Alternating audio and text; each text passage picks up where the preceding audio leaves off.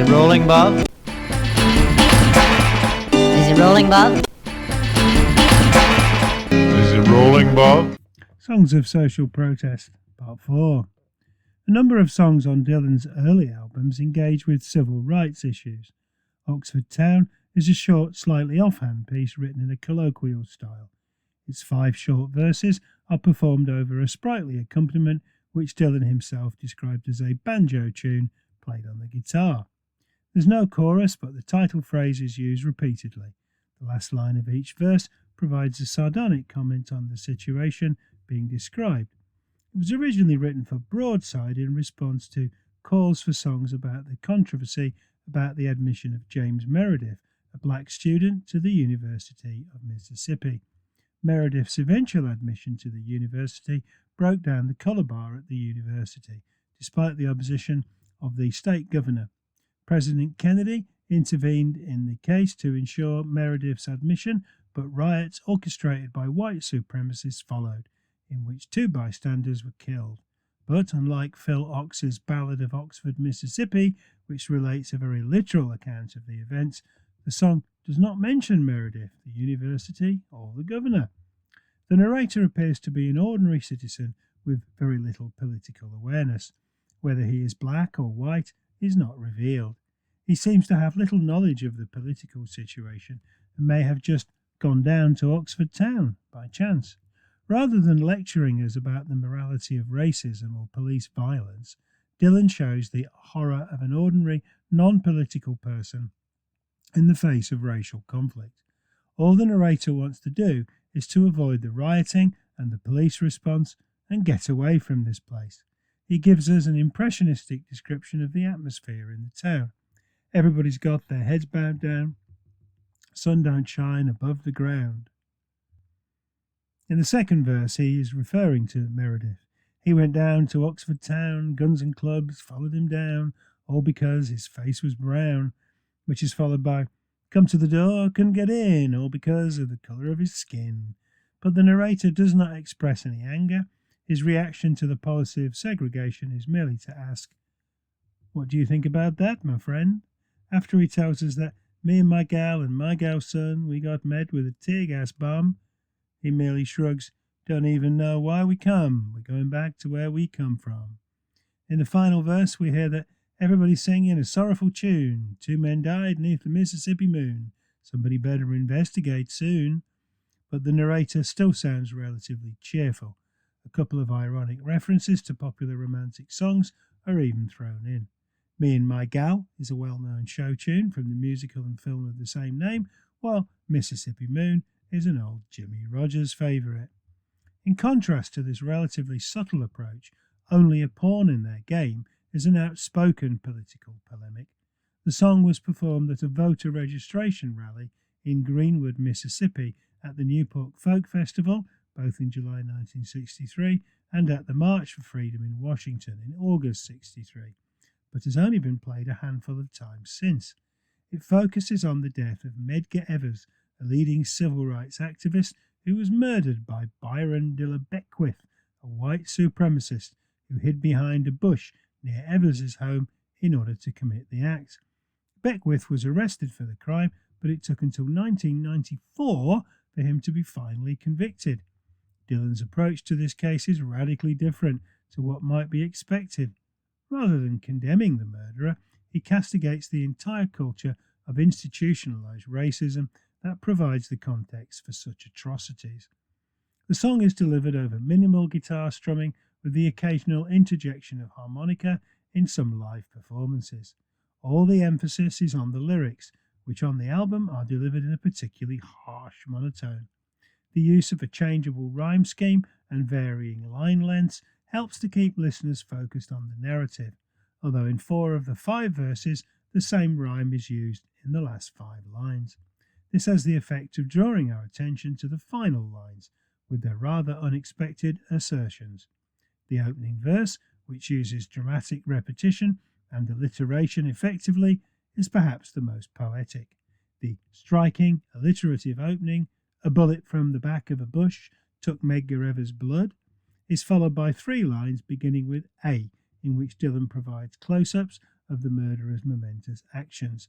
We are told that a finger fired the trigger to his name, then a handle hid out in the dark, a hand set the spark. Here we can almost hear the revolver clicking. The description suggests that the murderer is almost an automatic action, as if the killer himself had no control over what he's doing. This is reiterated in "Two eyes took the aim behind a man's brain," which suggests that the eyes were acting in a pre-programmed, robotic way, as if the murderer was being controlled by some hidden force. This imagistic introduction sets up the theme of the polemic that Dylan will then deliver. Without doubt, the refrain, "But he can't be blamed, he's only a pawn in their game," is shocking in that it appears to avoid the standard condemnation of the killer. The metaphor of the killer being merely a pawn is strengthened by the fact that chess pieces are, of course, always either black or white. Dylan tries, however, to avoid a simple black and white approach. He appears to be quite prepared to challenge his audience, even the 250,000 gathered at the March on Washington, where the song was played, to consider the root causes of racism rather than merely condemning an individual for his actions. This is an extremely laudable aim, displaying Dylan's characteristic tendency to try to unsettle the assumptions of his audience. The assertion that he can't be blamed was, however, controversial at the time, and arguably remains so today. It's hard to categorize Byron Beckwith, who was a member of the Ku Klux Klan and an extreme right-wing Christian organization which viewed blacks as an inferior, as any kind of innocent. In other songs like "Blowing in the Wind" and "Who Killed Davy Moore," we're presented with unanswered or unanswerable questions and are thus allowed to come to our own conclusions. But here, Dylan appears to be making this judgment for us.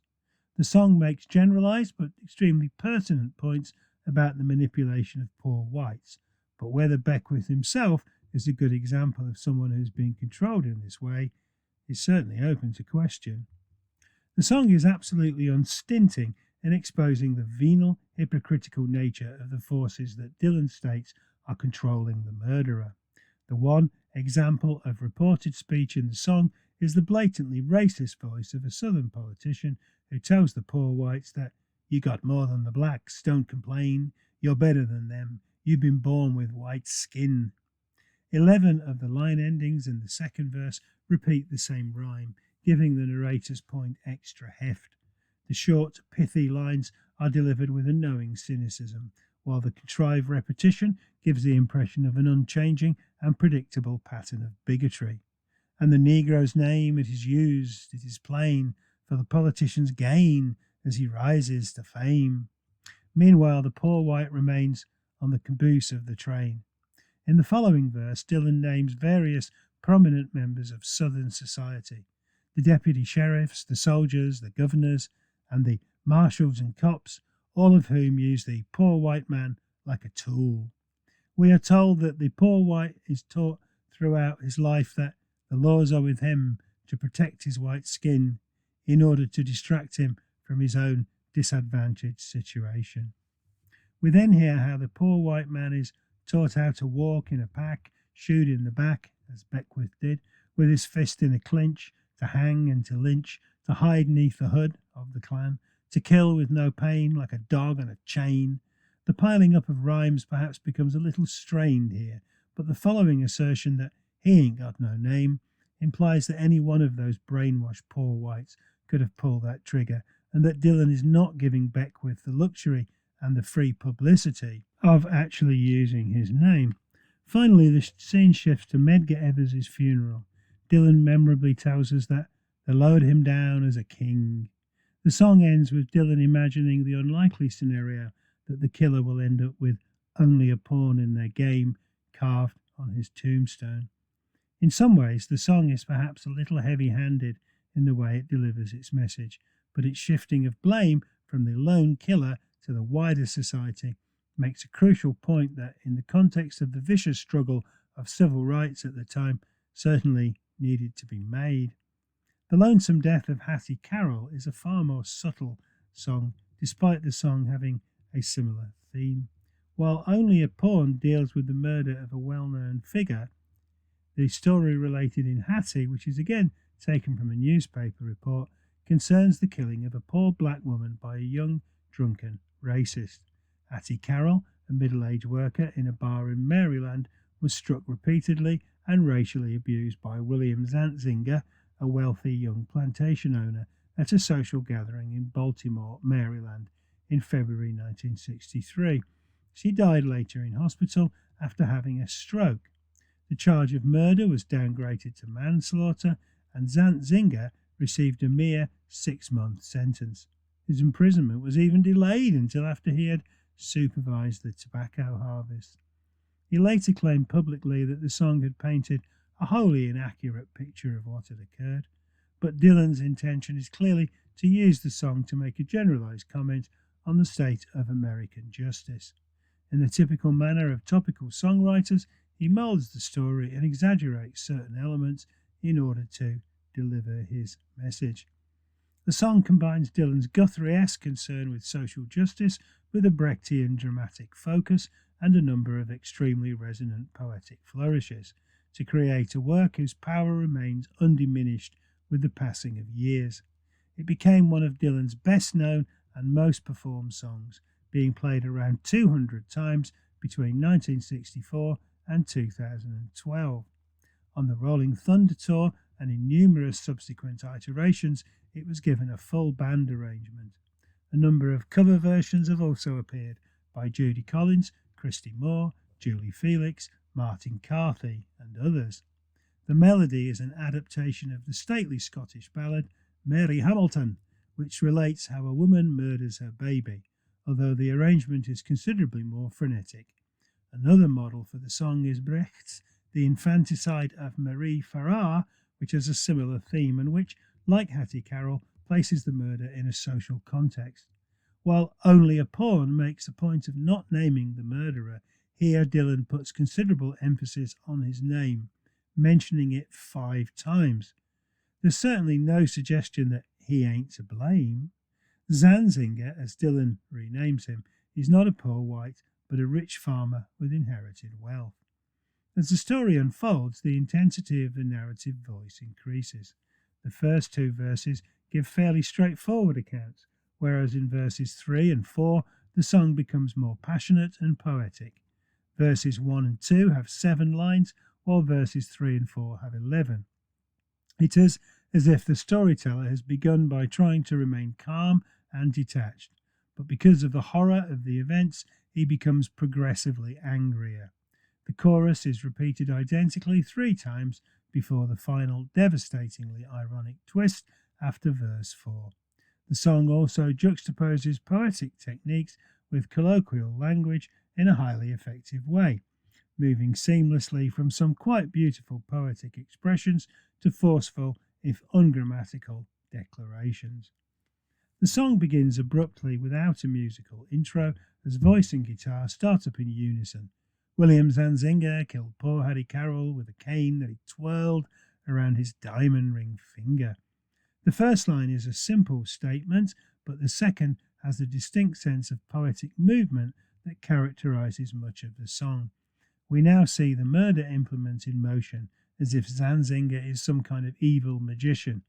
The description of Zantzinger as having a diamond ring finger, as opposed to him wearing a diamond ring or having a diamond ring on his finger, is a brilliantly compressed way of showing him to be a person whose wealth and privilege is literally part of his identity. The phrase seems to suggest that the ring is actually part of his finger, a natural addition to his physiognomy. The lines are so resonant that we can almost see the flashing of the ring, representing the flaunting of his superior status as he twirls that cane.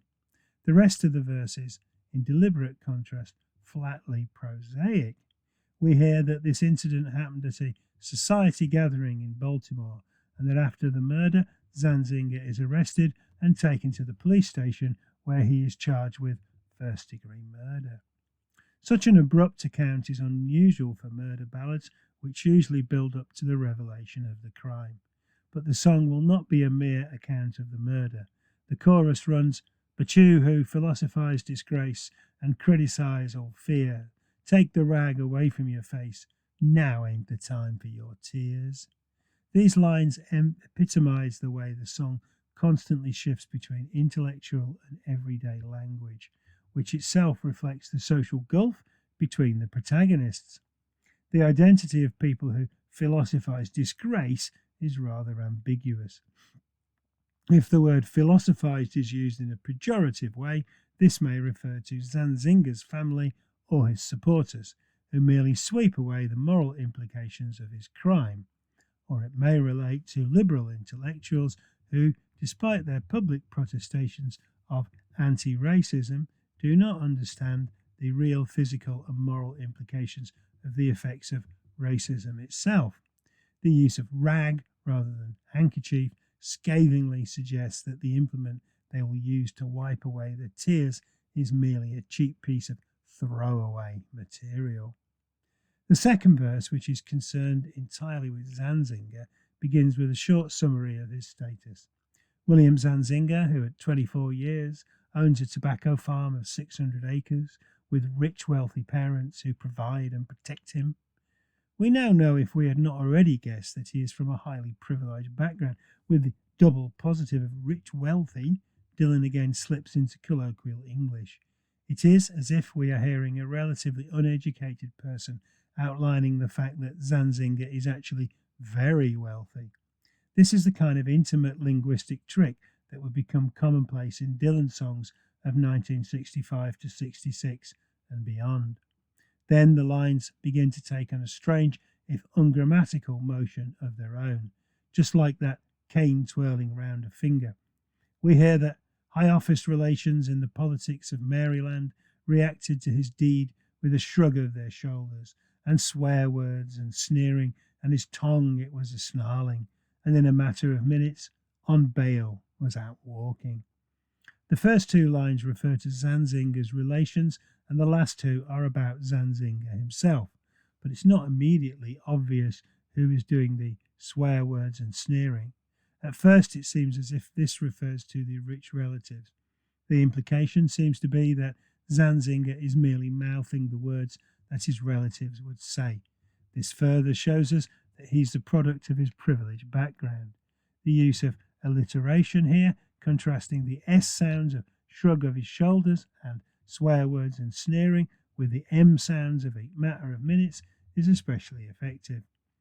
In the third verse, the song reaches even greater poetic heights, and does so by taking great liberties with the ballad form itself. Dylan delivers an entire 11-line verse without any actual rhymes at the end of the lines. We're given a potted biography of the victim, beginning with the simple statement that Hattie Carroll was a maid of the kitchen. She was 51 years old and gave birth to 10 children. This immediately gives us a clear picture of the difference between Hattie and Zanzinger. One of the brilliant coups of the song is that it never actually states that Hattie is black or that Zanzinger is white, as the context Dylan provides makes this completely obvious. But this lack of racial identification in a song about a racist murder avoids the trap of constantly describing black people's victimhood. In the song, both characters are merely human. Another grammatical shift follows, again moving the song from mere description into motion. Hattie is the one who carried the dishes and put out the garbage. While the identical number of syllables in the words at the end of the first two lines, kitchen and children, are suggestive of rhyme, the word garbage stands out a mile, the hidden suggestion being that she is being treated like garbage. Dylan then follows this with, and never sat once at the head of the table. He just cleaned up all the food from the table, and who didn't even talk to the people at the table. The repetition of table has the effect of giving us a vivid impression of the sheer drudgery of her life. The table becomes a symbol of the social distance between her and her social superiors. This is followed by the clever punning of, and emptied the ashtrays on a whole other level. The demeaning act of emptying the ashtrays is carried out on a different physical level to that table. Obviously, Hattie will empty them into a bin on a lower level. At the same time, her entire life is being lived on a different level to her employers and those she serves. Dylan then gives us two of the most memorable and resonant lines in his entire oeuvre.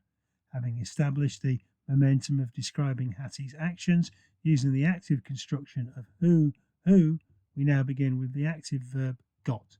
We hear that Hattie got killed by a blow, lay slain by a cane, that sailed through the air and came down through the room. The internal rhyme of slain, cane stands out here because it's the only rhyme in the entire verse. The phrase slain by a cane, if seen as a pun, evokes the biblical murder of Abel by his brother Cain, which, according to the Bible, was the first murder of all. This suggests that the murder of Hattie represents all the cruel and unnecessary violence that humans have imposed on each other throughout time. The second line takes us back to the action of the first verse, but now presents it from her point of view, as if she is watching the horrific moments of her death unfold in agonizing slow motion.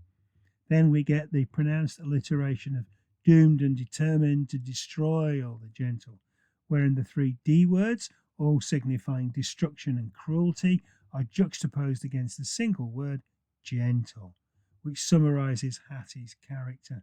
This is followed by a quintessentially Dylan-esque double negative, which again sets the poetic language of the rest of the verse against a very clear and angry statement delivered in the kind of words Hattie herself might have used. And she never done nothing, Dylan tells us, to Williams and Singer. The final verse takes us into the courtroom, beginning with an extended ironic description of the corrupt legal system. Dylan uses and repetitively here in a way that enhances the irony, as if the descriptions are matter-of-fact statements. We are told that in the courtroom of honour the judge pounded his gavel to show that all's equal and that the courts are on the level, but of course there is no real honour here. We are told that and the strings in the books ain't pulled and persuaded, that even the nobles get properly handled once that the cops have chased after and caught 'em, and that the ladder of law has no top and no bottom. There's an odd mixed metaphor here of strings and books, as well as the rather archaic in the American context reference to nobles. The language seems to mimic the reactions of Hattie's families or supporters. Then we get another grammatical shift, stared at the person who killed for no reason, who just happened to be feeling that way without warning. It's obvious that it is the judge who is doing the staring. We hear that he spoke through his cloak most deep and distinguished. The metaphorical cloak represents not only the judge's status and position, but the way he will soon place a cloak over the principles of justice. The alliteration of deep and distinguished parallels the earlier use of doomed and determined. Dylan then delivers the denouement, finally using a conventional rhyme, and handed out strongly for penalty and repentance Williams and Singer with a 6-month sentence. Given the build-up, it cannot really be said that this is a surprise. The relatively trivial punishment handed to Zanzinger is clearly a product of the corrupt and racist judicial system. The ironic presentation of this and the change lines in the final chorus, bury the rag deep in your face, now's the time for your tears, makes the intended meaning absolutely clear. The song is, like Only a Pawn or Emmett Till, a castigation of the American social system, but its sustained rhetorical structure, its mixing of colloquial and poetic discourses, and the perfectly paced delivery of its ironic conclusion convey a similar message in a far more powerful way.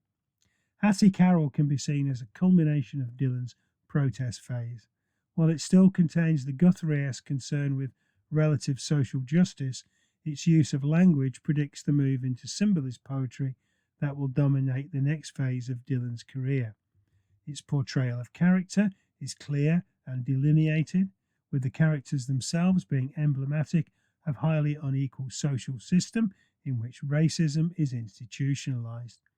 If there is one overarching target of Dylan's protest songs, however, it isn't war or social injustice, but the hypocrisy of those who control others in society for their own ends, but pretend to be fair and just. Here he nails that hypocrisy with a precise and unerring aim. In little more than 2 years, he had established himself at the age of only 23 as, in a commonly used phrase that he himself despised, but was in fact very accurate, the voice of his generation.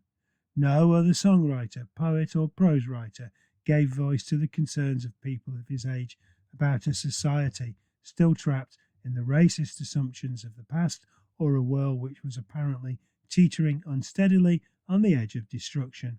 Although he would soon move on to pastures new, he left behind him a considerable legacy of protest songs, the best of which spoke in a language which belied their origins in the era of the early 1960s and spoke universal truths in a way that's still relevant today, and which will, perhaps sadly, continue to be so for the foreseeable future.